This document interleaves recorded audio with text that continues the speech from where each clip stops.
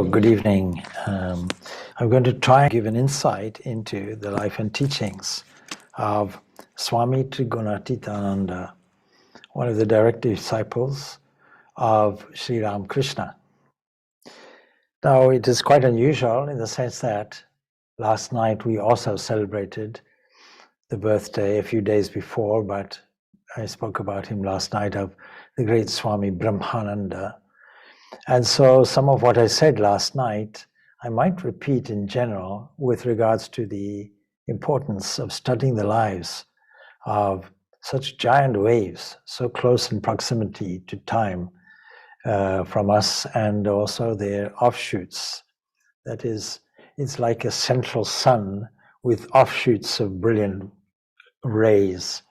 And there are 16 of these monastic disciples whose lives we celebrate because it gives us and restores all our faith. From time to time, we lose our faith. From time to time, we get despondent. And so this evening, we review the life and teachings of Swami Trigunatita. Sometimes we see the character of a person encapsulated in the name that has been given. And so a little philosophy.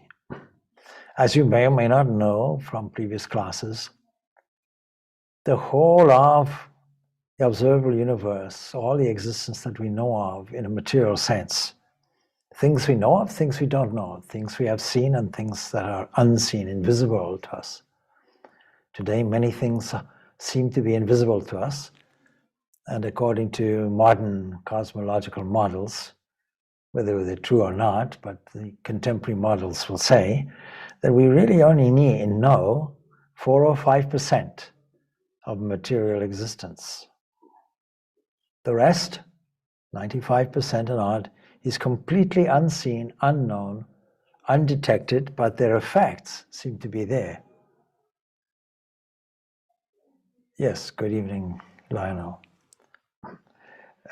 So, what are these key components? There are 3 evolutionary forces, according to the Sankhya philosophy, and nobody disagrees with their assessment of the geography of existence.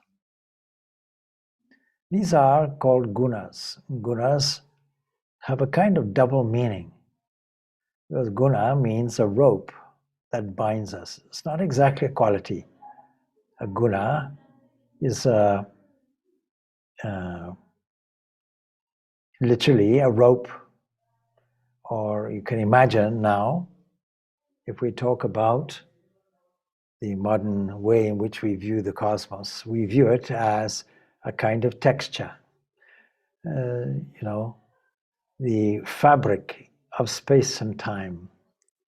Einstein's general relativity gave time as a 4th dimension and understood gravity to be the impingement of mass on this fabric that gave it then an elliptical movement, a circular movement around a body. And so we can see the same ideas. When you weave a cloth, you have to have one horizontal thread and one vertical thread, and this is interwoven alternately until you have a fabric. So the universe is made from a fabric of 3 strands. And we can call these 3 strands triguna. But these strands are also ropes, they bind us fast.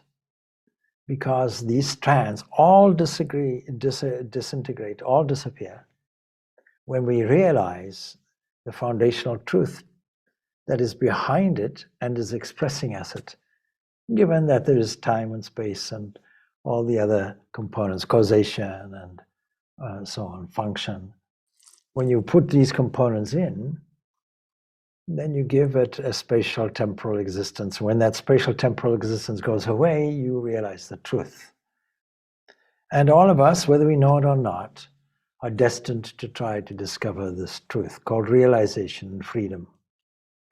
We are here a Vedanta society.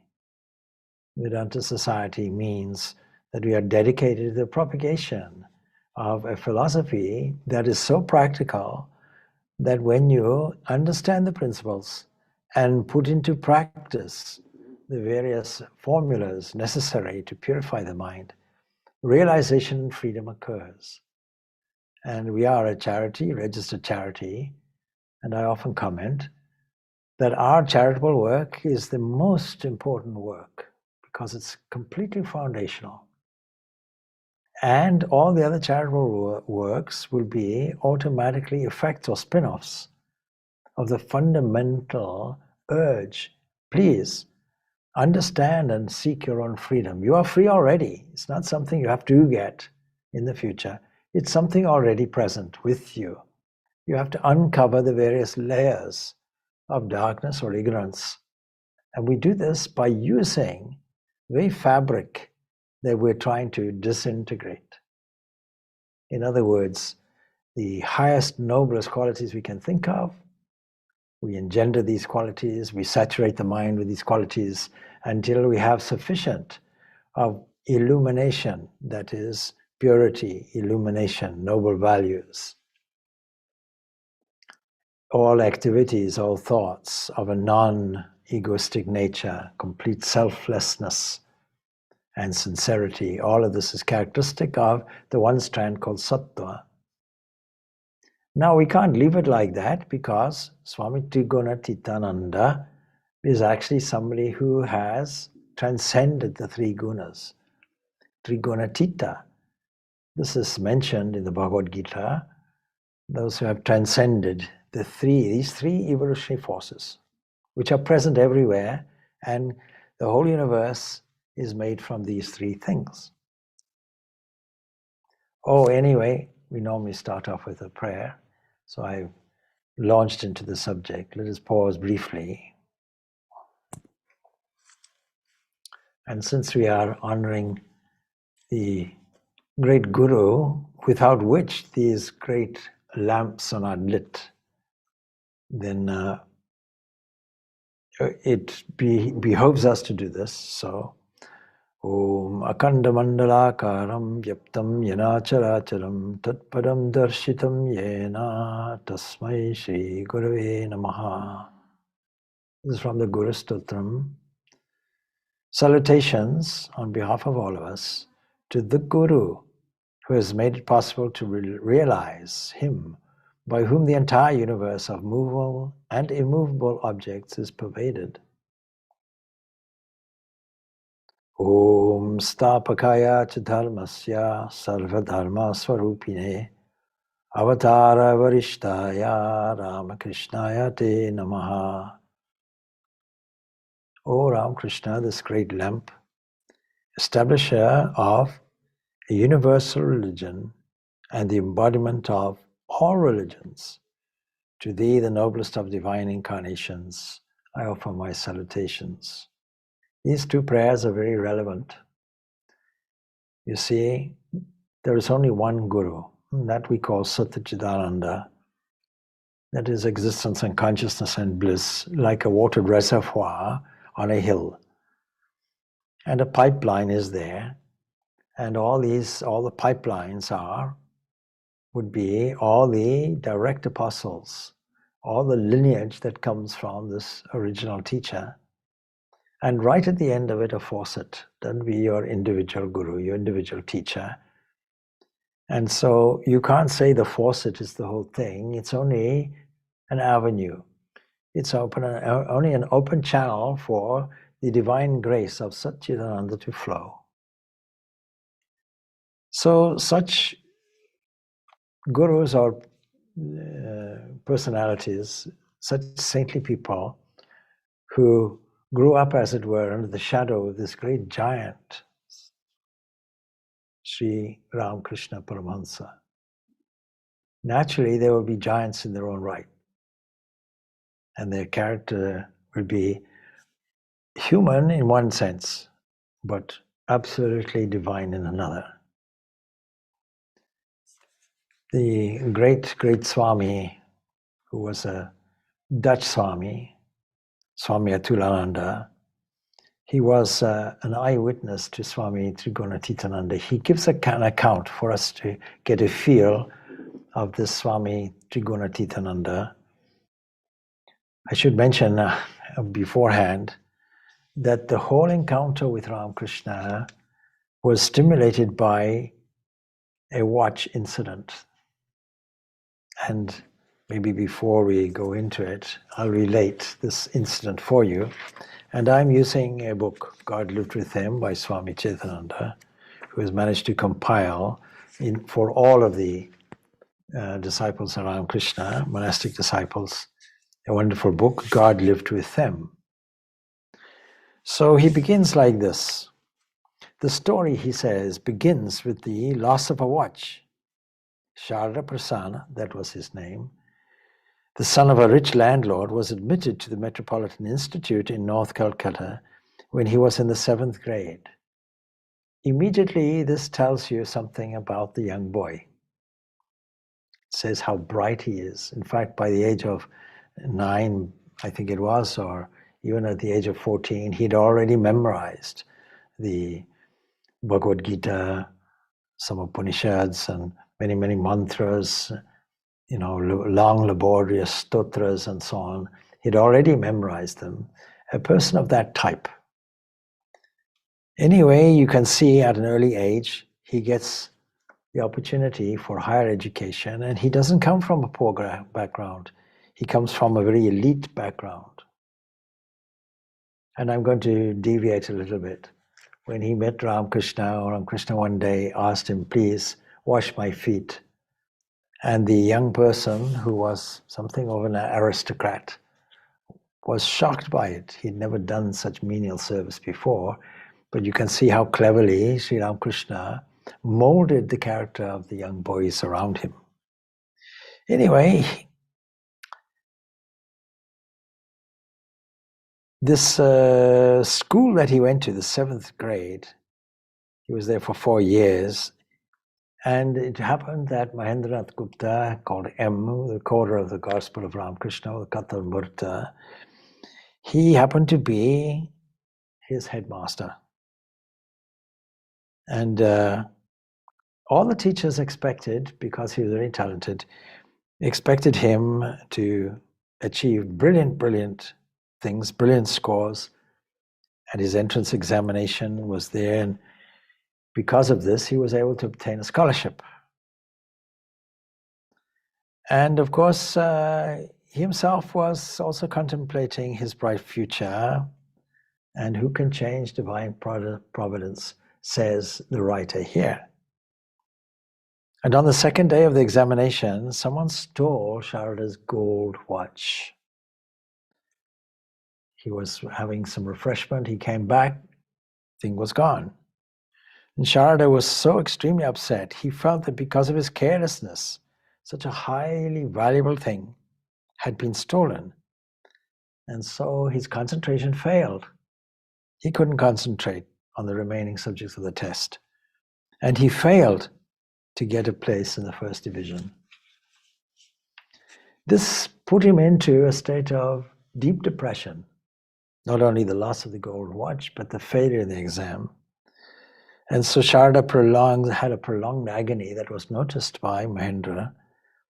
And Mahendra was very fond of Sharada. He was a gifted boy. And he noticed his deep depression. And it was on the 27th December 1884 that Mahendra brought the young boy to Dakshinaswar to meet Sri Ramakrishna, the master. And it was his first visit there. Nobody records what was said, what the master said, or vice versa. But there's an entry in Mahendranath's Gospel which indicates that Ramakrishna talked about some important aspects of human life.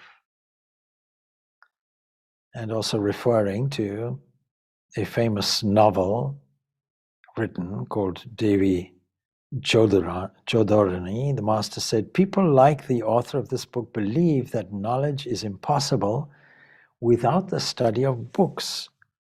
In order to know God, one must read books.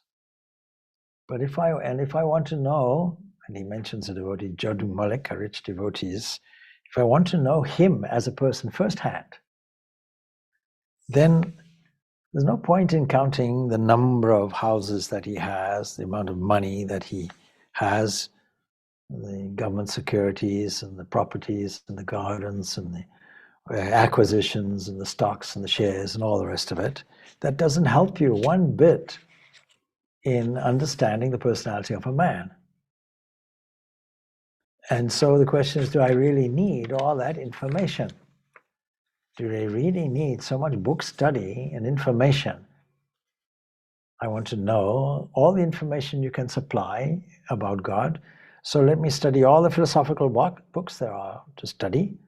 Let me study all the scriptures, whether I understand them or not, and all the writers and commentators on these.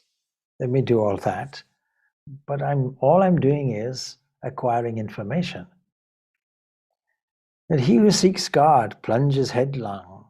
He doesn't calculate how much or how little he needs for the protection of his body. It's the pure mind that perceives God, and at that time, just an ordinary mind doesn't function. A mind that has the slightest trace or attachment to the world cannot be called pure. And another way of putting it is, the mind that is attached to the warp and woof that we call the world around us, of ourselves, our body, our mind, so-called, and people and places and events around us, struggling in this small bubble, you will never really have the purity necessary for God realization.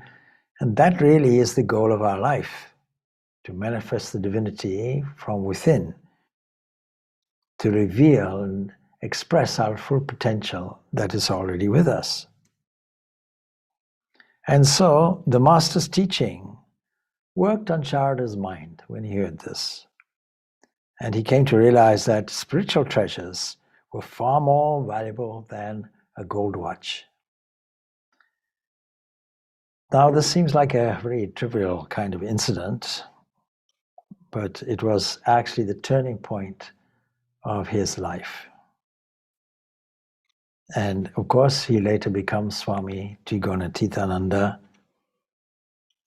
And he was really predicted to be, by astrologers and so on and so forth, a distinguished yogi, a great yogi, a person of wisdom. And this is how it turned out as well. So that's the background. He was by nature a kind of brought up in a religious environment. And as I mentioned previously, he had a wonderful memory. He had memorized 108 hymns and salutation mantras on different aspects of the one deity, different, what we unfortunately describe as gods and goddesses. And he did this before he was age 14. He could chant the Gita, he could chant the Chandi, he could chant the Upanishads, and he had a very melodious voice for which to do it. So he was, in summary, pure, simple, religious-minded, even as a boy.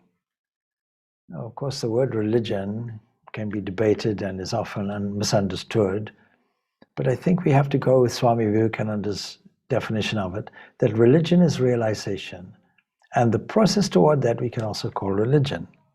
Some people prefer the word spirituality, so be it.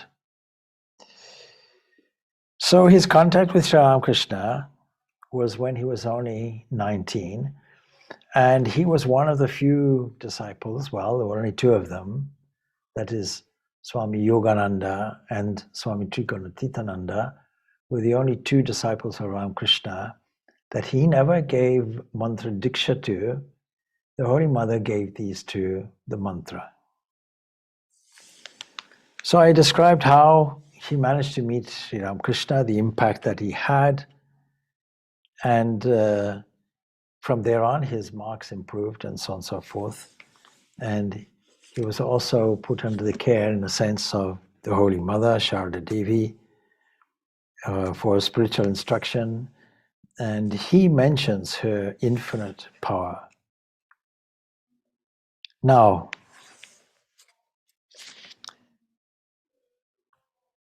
of course, Ramakrishna taught householders as well as monastic disciples, and he always taught them differently. But the primary discipline for all our lives, be it monastic or be it householder, would be this self-control. And self-control can never be true to their ideals. Sri Ramakrishna used to say to all, including householders, have the knowledge of oneness first, then do your work. Hold fast to the pole, grasping a pole as a child does and spinning around it.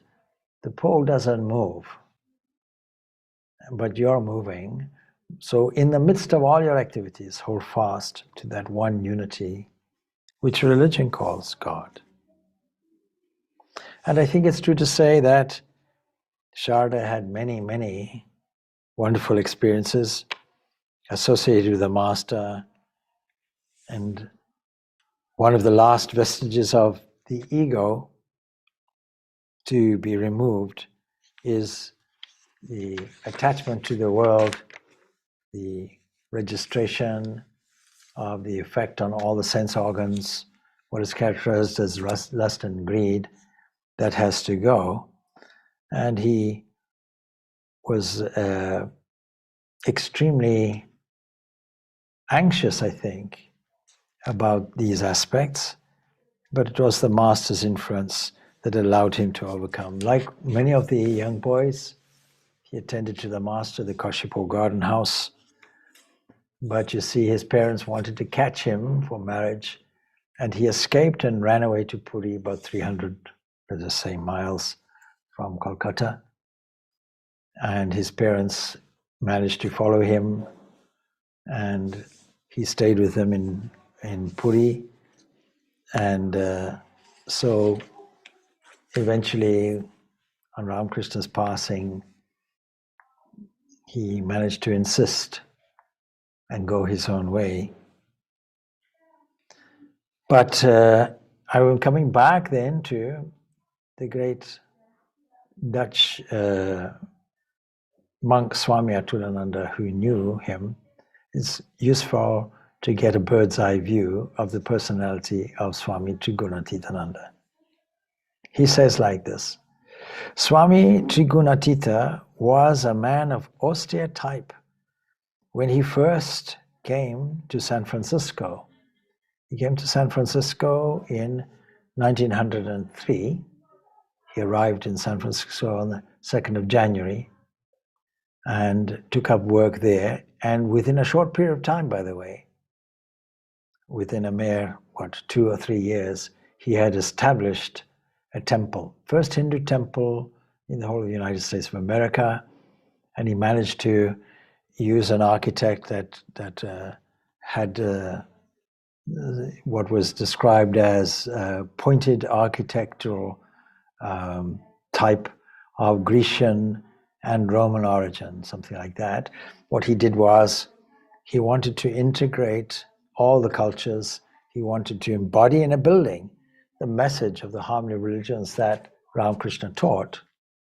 And so the building, which stands today, by the way, the building is a combination of a Muslim mosque, a Christian church, a Hindu temple, and also a typical United States of America residence, American residence.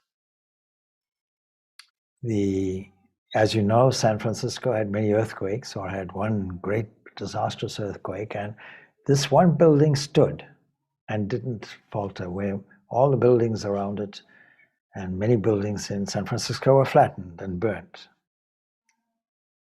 Anyway, when he first came to San Francisco, he fasted once for 3 days, maybe to accumulate power to carry on the work.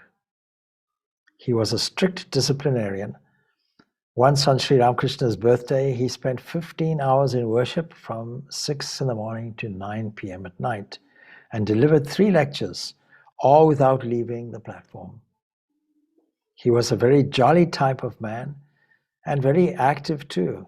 He encouraged others also to follow a tight routine: meditation, study, work, and so on. At lectures, there would be no chairs on the platform. He had a desk only, and when speaking, he used to lean on it. He ran a bookstore, and he himself kept the accounts. One day he found the account $5 American dollars short. He was worried, and for days together he worked, trying to make the account balance. Then at long last he wrote at the bottom of the page, $5 short, however, let it go. In that way, he tallied the account. He wouldn't take anybody's advice, and once he had to purchase a suit. He went to the market, and the trade people sold him a cheap suit. And when he came home, Mrs. Peterson, a devotee, said, "Oh, Swami, what have you done? It's the kind of thing that racetrack people wear. And you cannot go out in this dress." Then a compromise was worked out in which the Swami was permitted to wear the suit only at home. And another day he purchased a dark red collar and put it on, and came home all the way feeling quite proud of it. And seeing him with that collar, Mrs. Peterson exclaimed, "Oh, what have you done? These collars are used by gamblers. You cannot use it. I'm going to hide it." You see, this was very typical of a person coming from India, starting a new center, while he was carrying on the work of Swami Trigunatita, who labored hard and had to go back to India. And even though Swami Vivekananda passed away, still Swami Trigunatita took the journey via Sri Lanka, or Ceylon as it was then, Japan and so on, and arriving there in San Francisco. And he wasn't sure about the diet that he would find in America, so he determined, I will live only on bread and water if it happened to be like that, and he took some along with him. And then, of course, he discovered you can get fresh vegetables in the United States of America and other things. So pioneering work is not easy.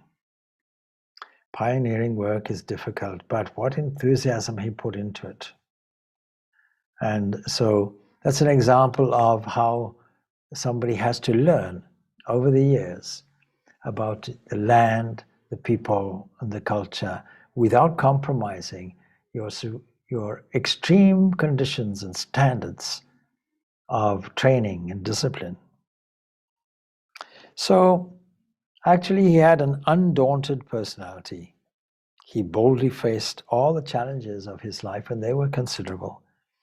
And the anteroom next to the monastery kitchen, there were several strings stretched across one end from wall to wall. Dangling from these were a number of lifelike spiders of different sizes and kinds. The young members were curious about it. First they thought they were simply just a decoration, like a Halloween decoration. But later, Swami Trigunatita, as we'll call him, revealed the mystery behind the spiders. See, once bathing in the Ganga, he said, he had been trapped by a swarm of water spiders. And he had received such a shock that to overcome that phobia, or rather to make sure that it no longer existed, he hung up the artificial spiders where he could see them a number of times each day. It's a very interesting story because it shows also, even in great saints, their humanity. It shows that somehow we all have phobias of some kind, but that's not the end of it. We face the fear. One of the great goals of Vedanta would be abhaya, fearlessness, because when you see that this whole world is a kind of sport or a game from the divine, where the divine enters into it and occupies it and sports within it, then what is there to fear? If the highest conclusion of our philosophy is non-duality, there's no second to fear, no second to oppose you. And so Trigunatita also started, among other things, when he was in America, a convent, a separate community for women who had earnestly entreated him that they also wanted to live a dedicated life, a life of discipline, under his guidance. And so they did their cooking and household work in the spirit of worship and service to humanity, and faithfully adhered to the established rules. Now, these women were all self-supporting, working in the daytime outside and then doing their duties in the convent in the morning and the evening. And in spite of their hard work, they were very happy as they felt they were on the path that would lead them to God realization. And Trigunatita also seemed, or he sensed anyway, that the convent might be the seed of spiritual awakening among American women. He started encouraging young men to come along and live a disciplined life as well. But you see, the whole life of Swami Trigunatita wasn't easy. He suffered, among other things, he suffered from Bright's disease, kidney disease, and he suffered a lot from it. And even in that period of time where he would have gone on pilgrimage like all the monks who were at Baranagar, was an opportunity to test your faith, as it were. You go off. Even when first ordained, you go off with a begging bowl. You knock on doors, you get your food. You wander from here to there. But all the time, you have extreme faith that all the resources that should ever be supplied will be supplied. You will never starve. The Lord of the universe won't allow it. Like the great renunciant Jesus said, the birds get fed, and the lilies of the field are clothed. The birds of the air are fed, and the lilies of the field are clothed in more glory than Solomon himself. So when he goes on pilgrimage, as they all did, he was something of an extremist in everything he did. We'll come to that shortly. But he climbed, one of the pilgrimages he did was to climb the Savitri hill.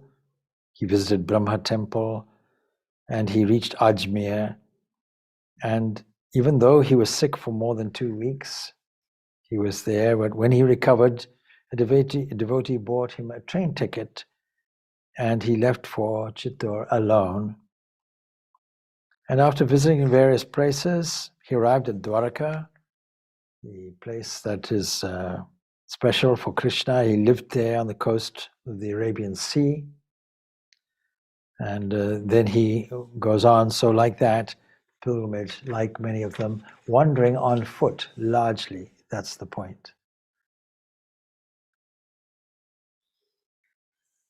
Now, of course, the learned monk turned out that he eventually met and he came across, and he heard by reputation that he should look for a monk to get financial help.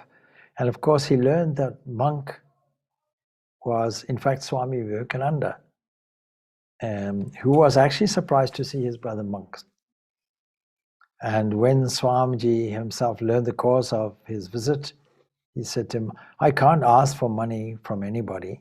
Whatever you have, give to them. However, when the Diwan, the host there, heard about this incident, he fulfilled the wish of all the pilgrims. So Trigunatita began to help his brother disciples on the new work that Vivekananda brought back to India. And he helped the disciples with the household duties of the monastery. But he had tremendous power of concentration. He was a true yogi. And he had a great quality of perseverance. Whatever he undertook, he would steadfastly continue until the work was completed. Now, he was also curious about things like astrology and palmistry and so on.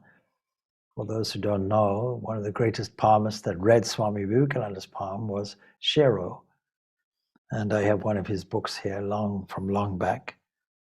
And anyway, he was interested in these things and would study this subject day and night.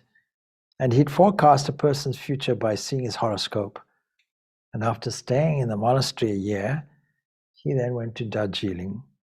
And a few months later, he returned to Kolkata, and they left for Almora in the Himalayan region. It was Pascal, the very famous French philosopher, who said of God, "Thou wouldst not have looked for me if thou hadst not found me."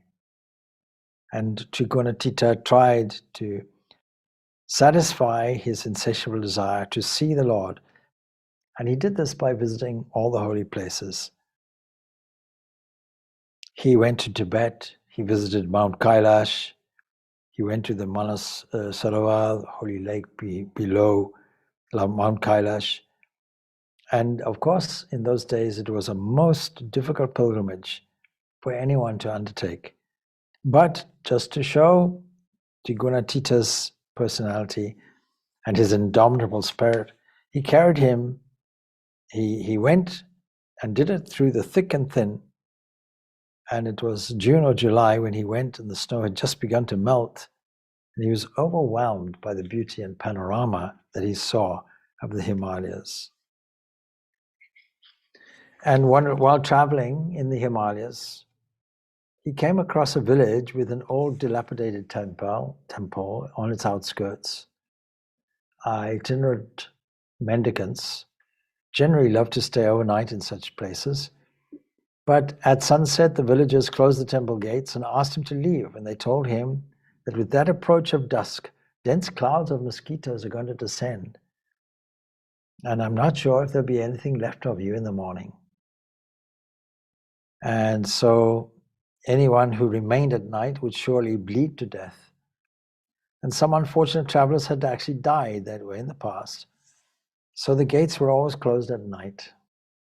And Trigunatita decided, "No, I'm going to stay at the temple tonight in spite of your warnings." And the villagers duly closed the gates and they left. But of course, scarcely had the sun disappeared when a cloud of mosquitoes descended upon the compound. I know in Zimbabwe we have a joke, you see, because we have fireflies and we say to tourists, "Oh, these are the mosquitoes coming to look for you with torches." And so anyway, this was a terrible, terrible torture for him. Never before had he undergone such a horrible torture. But he was protected only by a thin blanket. So he either crouched in a corner or rushed here and there trying to escape from the onslaught.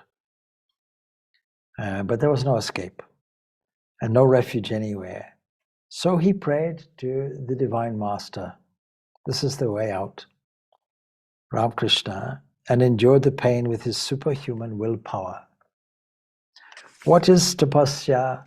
What is the austerities that we perform? What is the purpose of it? Only to strengthen our willpower. And so at daybreak, the mosquitoes quickly disappeared. And the anxious villagers opened the gates and were surprised to see the Swami still alive. But he had to stay in the village for a week just to recover from the bites. This was his resilience. On another occasion, he lost his way at night. He lost it in the pouring rain and overcame his hunger and weariness. He lay down to sleep in the rain by the side of the road. And without knowing it, he had come near a railway station. And at the time, a railway porter with a lantern was coming back home. And he noticed Trigunatita's pitiable condition. And he took the Swami to his home. And he gave him a dry cloth for the night. And he fed him. And he arranged for a place for him to sleep. And when Trigunatita left the next morning, he blessed the porter. Now, Trigunatita had a very analytical mind, was very skeptical regarding undue claims of miraculous power. And once in his travels, he came to a place where a small spring flowed over the top of an overhanging rock.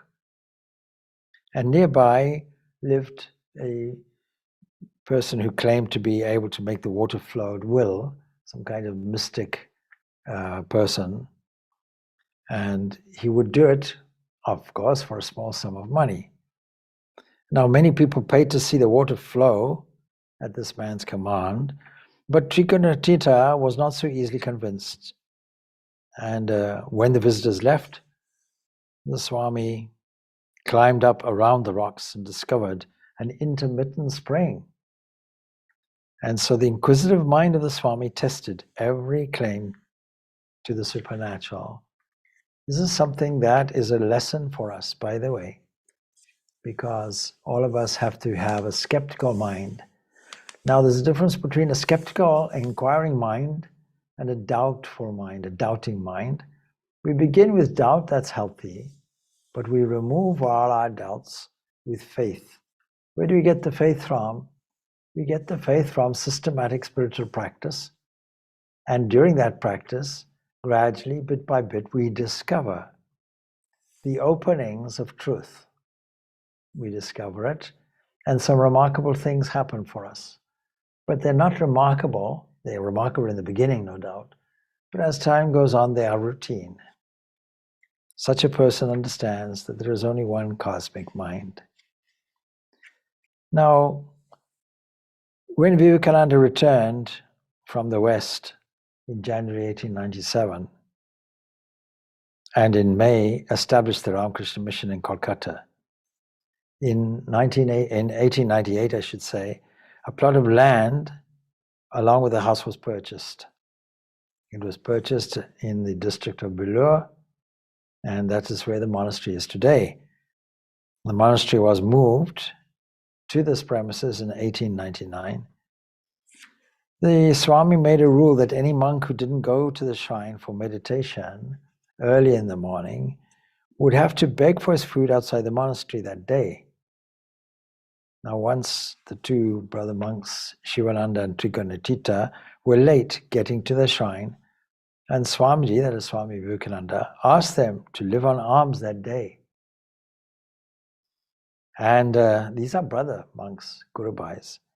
And when they came back with food from Bilur village, Swamiji joyfully took a portion of it, and the brother disciples obeyed Swamiji's orders as they had Ramakrishna's. And this is really how the whole thing developed, because these brother monks had absolute full faith in Swami Vivekananda's leadership.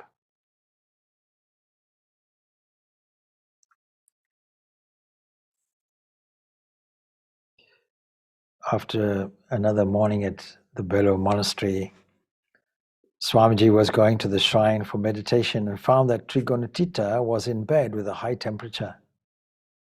And Swamiji said to him, "Get up, let us go for meditation. If you meditate, your fever will disappear." And Swami Akandalanda, another brother monk, was nearby, and he thought that perhaps Swamiji was joking. But he was not joking.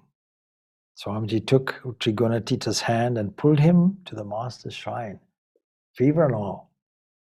And there they meditated for a couple of hours. And it's said that after that meditation, Trigunatita's temperature returned to normal. This is the effect of meditation. Now, to spread the message of Sri Ramakrishna in Bengali, Swamiji asked Trigunatita to start the magazine that he had thought of in 1896. And and Vivekananda contributed maybe 1,000 rupees or odd to start the project. And the great devotee Josephine MacLeod had given him this amount. And then some other people donated and so on and so forth. And so this started the inauguration, the press, the inauguration of the publication at the Udbodhan office, still in place, was there. Trigunatita started, he rented a couple of rooms, and his main assets were his sincerity, his patience, and his perseverance. Pioneering work. And like everything else, he put all his energy and enthusiasm into the project. As I mentioned before, he was called away to the United States of America, and here we find his greatest achievements, really. And he also died in America. He was the first martyr of the Neo-Vedantic cause, the first martyr of the Ramakrishna order. And it was during the Christmas celebrations and Christmas sermon that a deranged and depressed devotee threw a bomb at him. And in the midst of his suffering, he was more concerned with the one who threw the bomb, the devotee, and his compassion overflowed for him. And of course, his injuries were so severe, he could not be saved. So he's a person of this type. And as I mentioned before, he was something of an extremist. But you see, he gave people so many wonderful experiences also. There's a favorite story that he enjoyed telling of how he, on his pilgrimage travels, came to an inn, and there the price was given. He may have thought the price was a bit too high. Anyway, he started eating and eating and eating and eating until the owner came to him and begged him, "We have run out of rice. We've run out of dal. Now you wait. Please, I beg you, stop." So he had this curious capacity to eat copiously, and he also had the capacity to starve, to fast for many, many days and weeks as well. Then he was very fond in his teaching of a number of maxims. And these maxims caught on. He would lecture, well, when he first came to San Francisco, he would lecture on a Sunday morning, Sunday evening. He would do several times a week. He would give lessons on Gita, Upanishads, like that. And he would attract young people around him. And already, of course, there was a retreat center that Swami Trigunatita had founded. To help students prepare for any lecture, he would give the following instructions. Firstly, the lesson or lecture is to be taken sincerely and faithfully as a spiritual service and religious practice for one's own spiritual advancement. 2, sit in a sincere and prayerful mood. 3, make the mind blank. Drive off all the desires and thoughts of the secular side of the work. It's a bit like cleaning a blackboard or a whiteboard, and then you're able to put something in. That cleaning, that blank step, by the way, in yoga, is called, pratyahara. And then 4, meditate on God. 5, then meditate on the subject that is being taught intensely. 6, offer the lesson or lecture as a sacred sacrifice to God.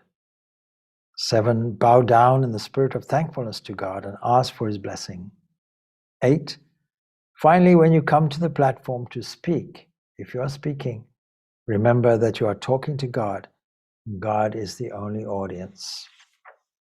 So this is the advice to anybody studying, but it's also advice to lecturers. Let me go through it again, because naturally, several times a week, I sit here and I give a talk or answer questions. So let us review it. Firstly, take it as a spiritual service. I often recall Swami Ramakrishnananda in Madras, as it was then, and his audience dwindled to hardly anybody, in fact to nobody. He still delivered his lectures, pacing up and down. Somebody queried, "Why do you give lectures to an empty hall?" He says, "Not empty, God is there. And I'm not doing it for anybody's sake."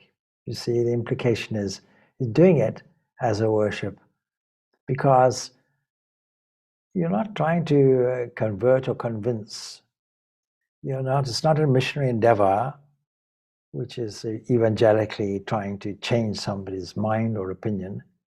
You're simply offering people a means of uplifting their minds But your mind has to be uplifted in the first place. You have to be an open channel for divine grace to flow in the first place. So all activities taken this way, take all activities as spiritual services and religious practices. And then before doing any activities, before doing a talk, sit in a sincere and prayerful mood. And then withdraw the mind, and then meditate on God, and then meditate on the subject internally that you're going to deliver. And what you will find, ideas will actually flow as well. And then offer the lesson or lecture as a sacred sacrifice to God. Bow down in thankfulness. Come to the place where you're going to speak. And remember that you're talking only to one entity, to God. I'll always remember my first television interview that I had in Zimbabwe, and there was a visiting monk. In fact, he was the secretary of the Delhi ashram at the time, and a dear man. And so he and I appeared on the television, and there were just a few camera people around, and the interviewer. And the interviewer said, "Are you nervous?" I said, "Not at all. I'm happy to talk to a few people."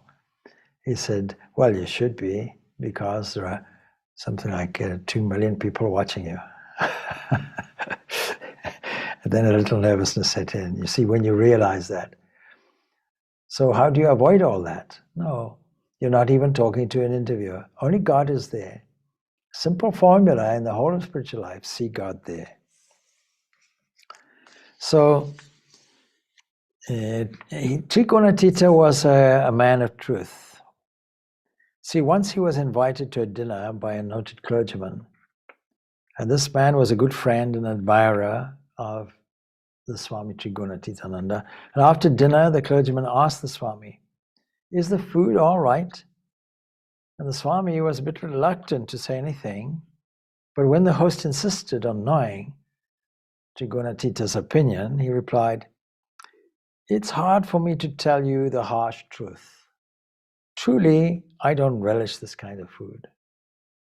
And the clergyman was a little shocked, but he appreciated Trigunatita's frankness and love for truth. And he said to the Swami, "I know you will not deviate from truth, even for the sake of social etiquette or friendship. But let me tell you, if you're invited by someone in the future, please don't say such harsh truth, otherwise they'll criticize you." Rather than be put in the position again from that time, the Swami never accepted another dinner invitation.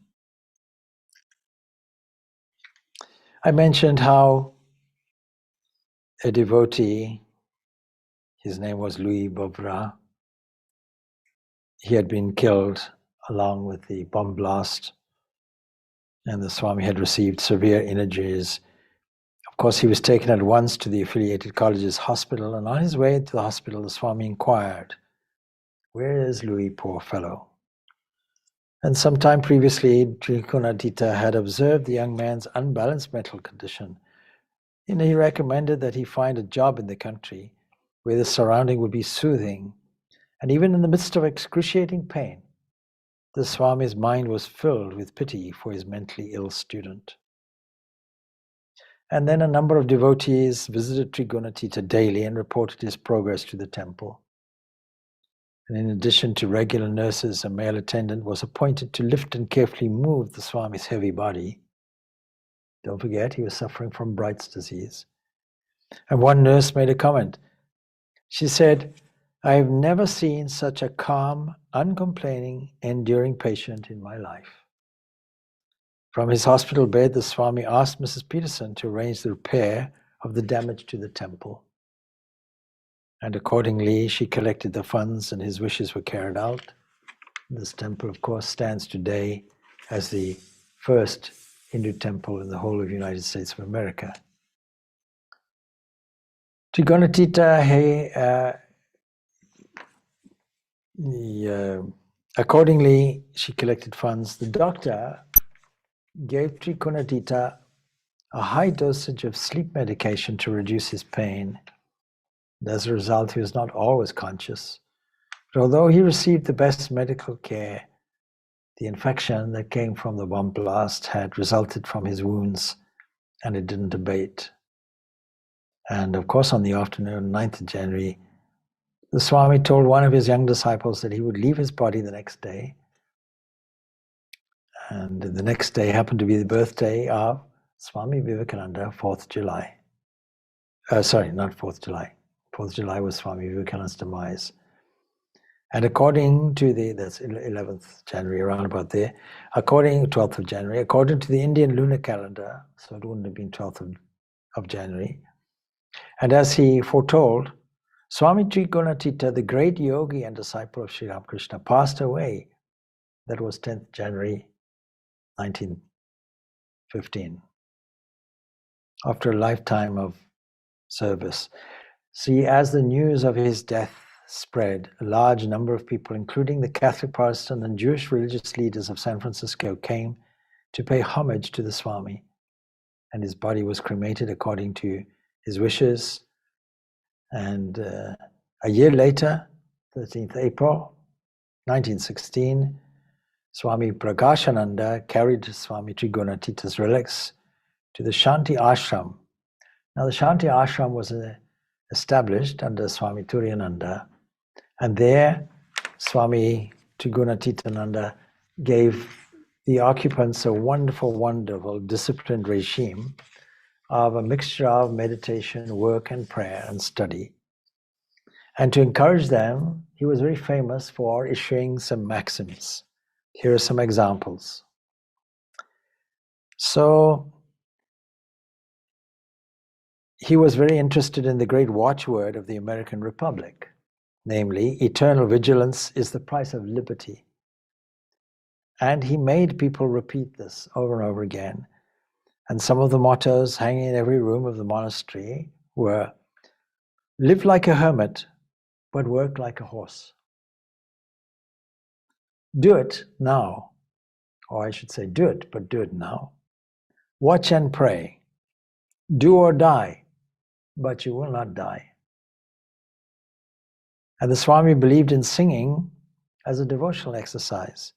And he used to lead his young male disciples in hymns and chants up on the roof of the temple or down in the harbor in the early morning.